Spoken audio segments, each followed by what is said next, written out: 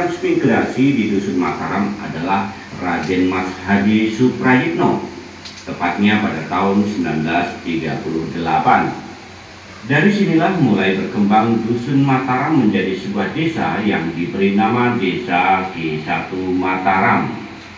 Dari pemerintahan Raden Mas ini untuk membantu tugas-tugas beliau, maka dibantulah beberapa orang yang kala itu disebut carik atau sedes atau gotong royong sudah terpuk. Semuanya hadir. Bismillahirrahmanirrahim.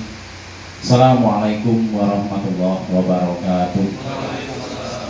Selamat siang, salam sejahtera untuk kita semuanya. Salam. Yang kami hormati Ketua FKUB yang baru, ya, alhamdulillah beberapa kali bertemu tapi belum sempat ngobrol. Pak Sekretaris dari FKUB, Pak Fitrian, yang kami hormati, hadir juga dari Kesbangpol Kabupaten Musirawas, Kesbangpol dari Muratara, FKUB, seluruh struktur dari FKUB Kabupaten Muratara yang kami hormati, mungkin Betel Gereja GPDI, Ketua DKM Dewan Kemakmuran Masjid Al-Hidayah Mataram, dari peserta Kabupaten Muratara, hadir juga dari Kemenak, Pak, ya. Tetap senantiasa menemani kita semuanya. Hadirin wal hadirat seluruh yang hadir pada kesempatan yang berbahagia pada siang hari ini, tentunya mari tetap senantiasa dan tentunya bersilaturahmi kepada, kalau bahasanya tadi dan sebagainya, di kebutuhan-kebutuhan yang memang mendesak dalam warga Desa Mataram, karena memang sangat menolong sekali dan untuk kehidupan, kalau memang diperlukan dalam hidup, bisa dianggap kecil, ya, sepele, tapi ini salah satu dengan Pak Andi, ya, ini tidak pernah absen warga kita ini loh. Dulu nenek moyang kita seperti ini. Mohon maaf, saya juga buka sedikit. Nenek saya 2 beradik. Kalau nenek dari ibu saya ini dulu Mudin, Pak. Kalau Mudin itu bahasanya P3N, kalau sekarang P2UKD. Nah, adiknya pendiri Gereja Santa Maria. Itu dari nenek moyang saya. Itu 2 beradik. Itu Mbak Citro. Jadi Pak Sarjito tahu. Kami mencoba untuk menerapkan di kami di Muratara.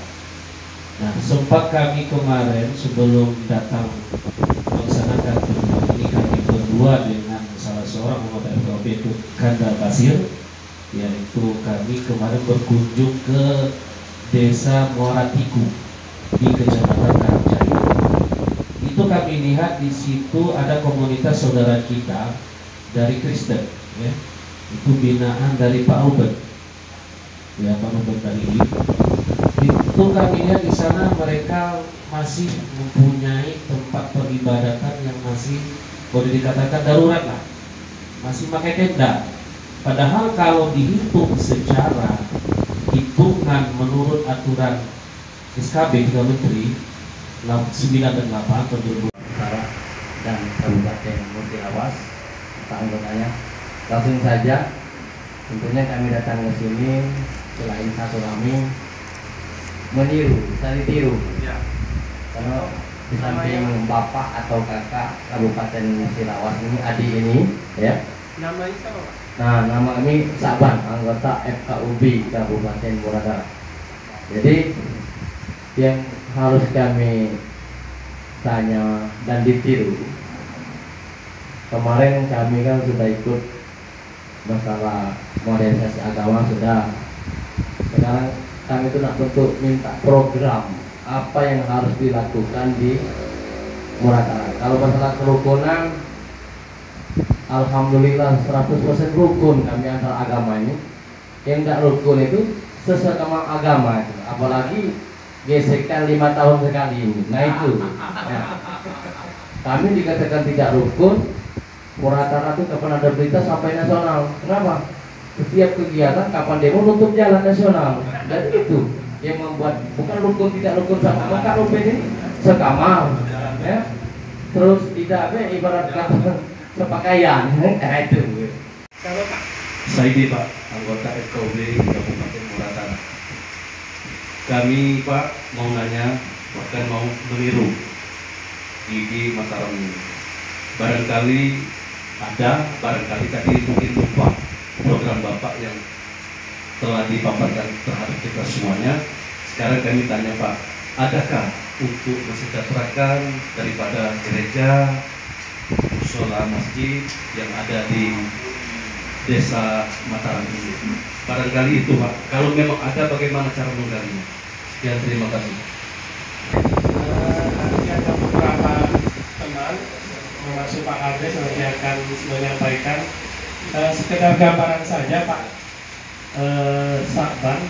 Jadi kalau program FKUB yang pertama kami berdiri dulu adalah programnya adalah membangun chemistry sesama anggota FKUB. Jadi anggota FKUB itu harus akur dulu. Bagaimana kita mau mengakurkan teman-teman kalau kita sendiri di dalam itu tidak akur? Itu yang pertama sekali dulu di tahun 2012 Pak Misbah ya.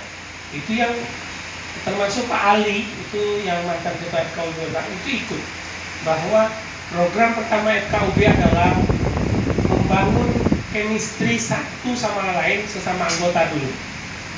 Dan itu kita butuh waktu 1 tahun Pak untuk berdiskusi dan dialog. Kedua, setelah itu terbentuk, terbangun, kemudian kita menggunakan dana operasional dari Kementerian Agama. Dari Kementerian Agama itu kan dananya dana operasional untuk ongkosnya, tapi sebagian kami sisihkan untuk kegiatan sosialisasi antar umat beragama yang kami letakkan di desa-desa majemuk seperti Desa Mataram, kemudian Desa Purwodadi, kemudian di Megang Sakti, di Jaya Lokal, di Bangurejo, di Cecar, dan di Tugu Sempurna. Yang kemudian itu menjadi embrio-nya Desa Kerukunan Umat Beragama. Itu program kita, sosialisasi antar umat beragama. Kemudian kita ada sosialisasi sesama komunitas. Jadi sosialisasi di komunitas Katolik, sosialisasi di komunitas Hindu, sosialisasi di komunitas Buddha, sosialisasi di komunitas Kristen, dan sosialisasi di komunitas Muslim. Itu yang kita lakukan. Kemudian program kita lagi adalah melakukan dialog antar pemuda umat beragama. Yang kita lakukan dulu itu bisa hampir 1 periode Pak Misbah ya, yang kita lakukan agar supaya apa? Sebelum kita beranjak ke pembangunan gereja, pembangunan rumah ibadah yang lain-lain, ya kita memang harus memberi pemahaman dulu kepada umat kita masing-masing, baik umat Islam, umat Kristen, Hindu dan Katolik. Nah kemudian setelah itu terbangun komunikasi yang baik, program kami selanjutnya adalah bagaimana kita memahami aturan SKB 2 menteri, Menteri Dalam Negeri dan Menteri Agama. Dan itu selalu, dan kita diperbanyak bukunya, sehingga kita betul-betul paham bagaimana proses pendirian rumah ibadah itu. Jadi kalau di Mataram kok di sekelilingnya banyak Muslim kok bisa berdiri mantap, karena memang kita lebih mengedepankan nilai-nilai humanistik, nilai-nilai kemanusiaan. Bagaimana mungkin, bagaimana benar kita orang yang beragama, yang menyembah Tuhan, tapi kita membiarkan saudara-saudara kita itu terbengkalai cara beribadah. Nah, tapi nanti boleh silakan langsung tanya nanti sama Pak Kadesnya. Dan kemudian nanti Pak Sekjen akan menjelaskan tentang desa kerukunan. Desa kerukunan itu nanti ada ketentuannya, bagaimana mekanismenya, kemudian siapa yang menandatangani. Oh, yang menandatangani itu Ibu Bupati. lebih nanti Pak Fitria nanti akan menjelaskan secara rinci. Saya hanya sekedar preambulnya saja. Dan nanti kami persilakan kepada Pak Fitrian dulu, Pak Fitrian untuk menyampaikan pertanyaan dari Pak Saban. Karena pertanyaan Pak Saban ini banyak. Yang tadi program RKUB yang sudah saya sampaikan, dan dari syarat pendirian rumah ibadah dan SK Desa Kerukunan. Pada Pak Fitrian kami persilakan. Kerukunan adalah program pemerintah, baik pemerintah secara nasional, baik dalam Pemda maupun Kementerian Agama.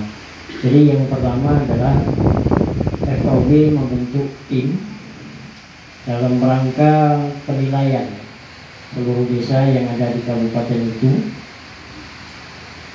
dengan kriteria yang pertama adalah desa majemuk. Jadi syarat yang pertama desa itu majemuk, artinya lebih dari satu agama yang di desa itu.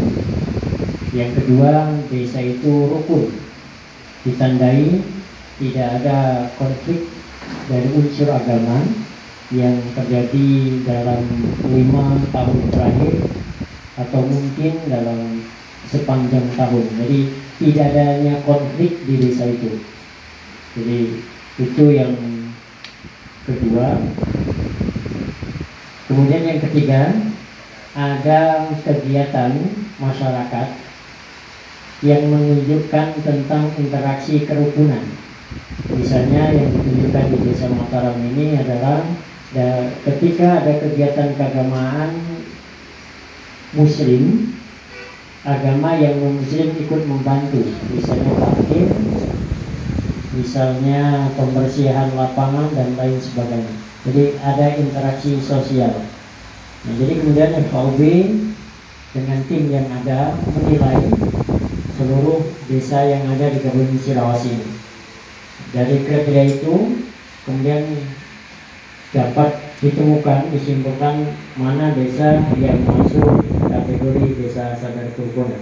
Setelah itu kami mengusulkan kepada pihak pemerintah daerah, mengusulkan melalui Kesbangpol, mengusulkan nama-nama desa itu untuk kemudian diesakan oleh bupati.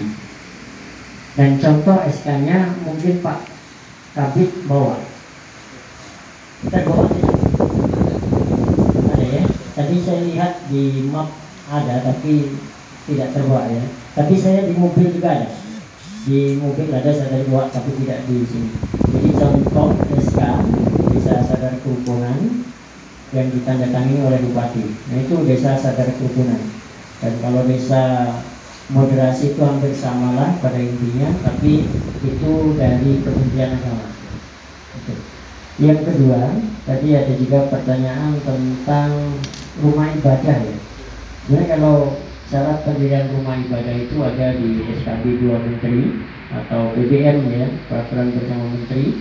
Tapi diantaranya kalau boleh kita bacakan surat permohonan dari pemohon, yaitu masyarakat yang menginginkan pendirian itu, rekomendasi dari FKUB,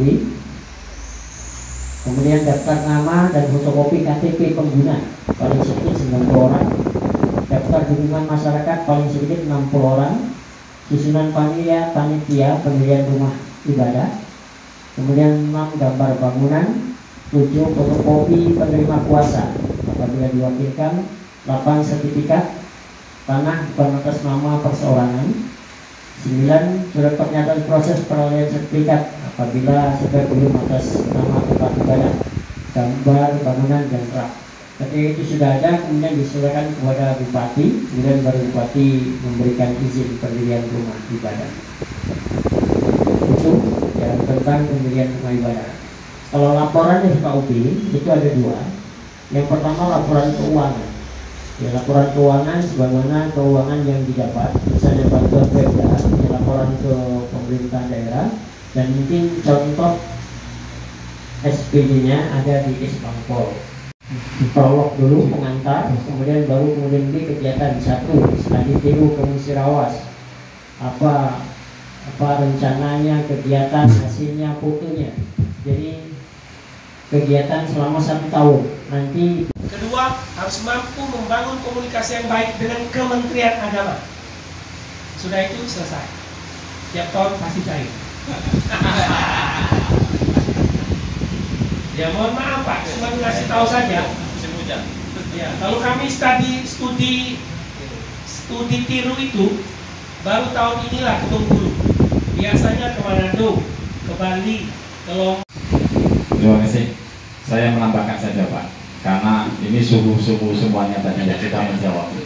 Jadi kalau kami lingkupnya hanya di desa Pak. Jadi terkait dengan sampaikan tadi, untuk yang di lapangan di desa, kami apa yang menjawab dari pertanyaan tadi tentang mungkin kok bisa di tengah-tengah warga muslim, lingkungan muslim ada pendirian gereja.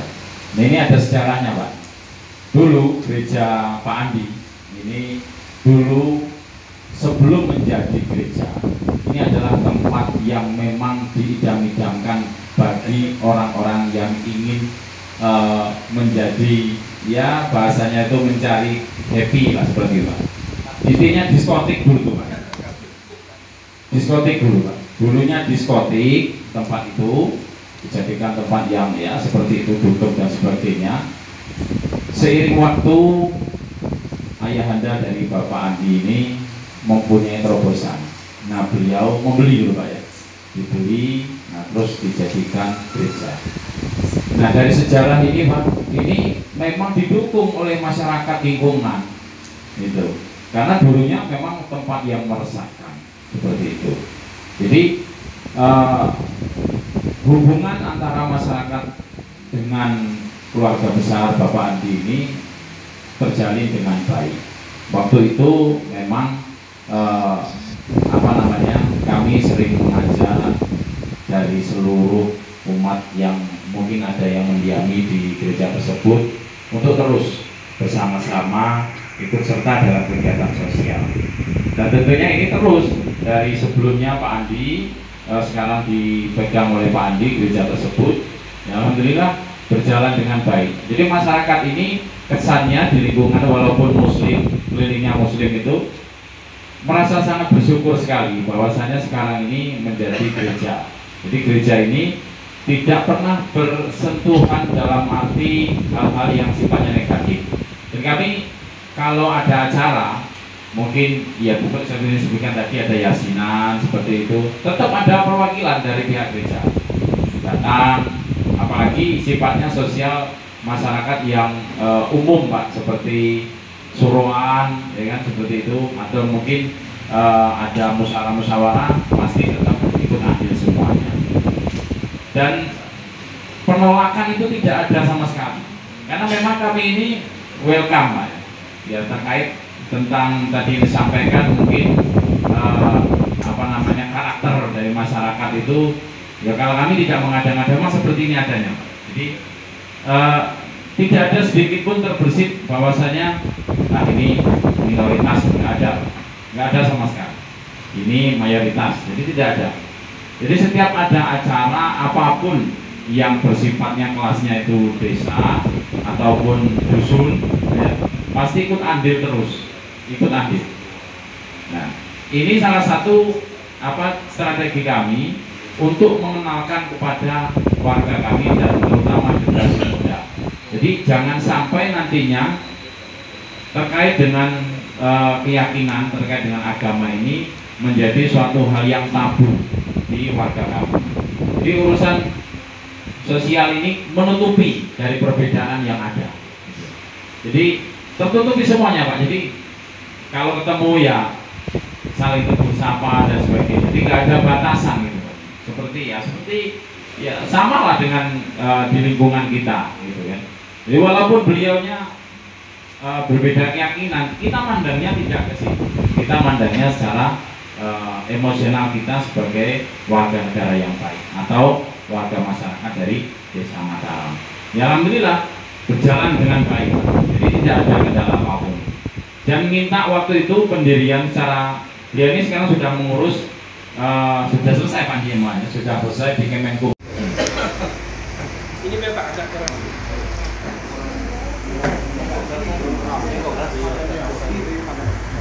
Bismillahirrahmanirrahim.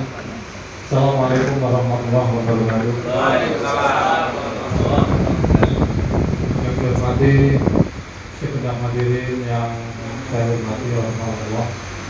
Mudah-mudahan di saat-saat yang sedang lelah seperti ini kita semua masih semangat untuk menggali tiruan di desa ini. Salawat dan rahmat semoga tetap berlimpah. Yang pertama, dari semua proses yang kita dengar tadi, satu, anggota FKOB itu harus orang-orang yang sudah selesai tentang dirinya. Ya. Nanti kalau itu belum selesai, ya terus sosialisasi. Maksudnya begini, ketika Anda bergaul dengan orang Hindu, Anda nggak ada masalah, itu selesai. Anda diundang ke gereja dalam rangka kegiatan sosial, tidak ada masalah, tidak usah protes dan lain-lain. Itu namanya sudah selesai. Artinya, kita sebagai penganut agama ini tidak pernah mempersoalkan agama lain selain tentang cara beribadah. Hanya itu saja. Oleh karena itulah itu menjadi isu utama ketika kita rakornas di Jakarta, tidak berat. Nah, oleh karena itu, kepada kawan-kawan sekalian, itu perlu dibangun. Anda tidak rekuh dengan Pak Wayan Gertak, dan Anda tidak rekuh bergaul dengan pendeta. Pendeta itu sering dulu tidur di rumah saya, pendeta Wahyu, ketika kegiatan. Dan ke rumah dimarah oleh istri.